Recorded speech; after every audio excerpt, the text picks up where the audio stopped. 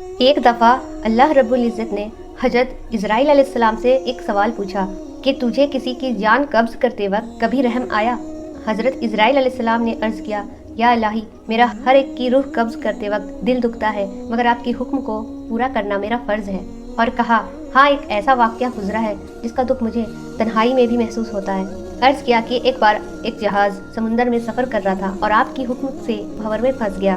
جہاز میں سوار کئی مسافر غرق ہو گئے اور جو مسافر بچے ان میں سے ایک ماں اور اس کا نوزائیدہ بچہ سوار تھا، جو کشتی کے تختے پر سمندر کی لہروں سے آپ کے رحم و فضل و کرم سے وہ لہروں کے ساتھ بہے چلے جا رہے تھے اور تیز ہوا نے اسے سمندر کے کنارے پہنچا دیا۔ میں ماں اور بچے کے بچ جانے پر بہت خوش ہوا۔ اسی لمحے آپ کا حکم ہوا کہ اس عورت کی روح کو قبض کر لو۔ پھر میں نے آپ کی حکم کی تعمیل کی۔ یا الہی، آپ خوب جانتے ہیں کہ یہ حکم پا کر میرا کلیجہ کانپ گیا اور مجھے بے حد تکلیف ہوئی۔ پھر اللہ تعالیٰ نے فرمایا، کیا تجھے معلوم ہے وہ بچہ کس طرح پرورش پاتا رہا؟ ہم نے سمندر کے موضوع کو حکم دیا کہ اس لوارث بچے کو اٹھا کر سمندر کے کنارے پہ ڈال دے۔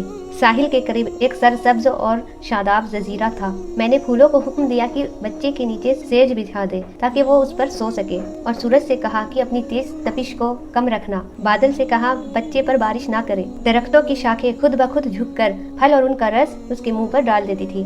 جزیرے میں ایک شیرنی کو میں نے ذمہ داری لگا دی، وہ روزانہ اس بچے کو اپنا دودھ پلاتی تھی، اور ہوا کو حکم دیا کہ اس بچے پر آہستہ آہستہ گزرے تاکہ اس کو کوئی تکلیف نہ ہو۔ وہ بچہ پرورش پا کر صحت مند اور بہادر ہو گیا۔ ہم نے کبھی اس کے پاؤں میں ایک کانٹا بھی چبھنے نہیں دیا۔ پھر ایک بار ایک بادشاہ اس طرف شکار کرتا ہوا آیا تو اس نے اس صحت مند اور خوبصورت بچے کو دیکھا تو وہ اسے اپنے ساتھ لے گیا۔ اس کی کوئی اولاد نہ تھی، اس نے اسے اپنا بیٹا بنا لیا۔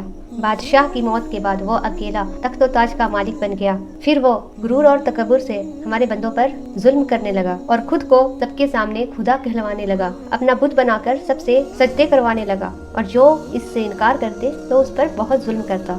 پھر میں نے اس کی بہتری کے لیے اپنے خلیل حضرت ابراہیم علیہ السلام کو اس کے پاس بھیجا۔ اس ظالم نے ہمارے پیارے کو بھی آگ میں پھینک دیا۔ یہ بادشاہ کوئی اور نہیں، اس کا نام نمرود تھا۔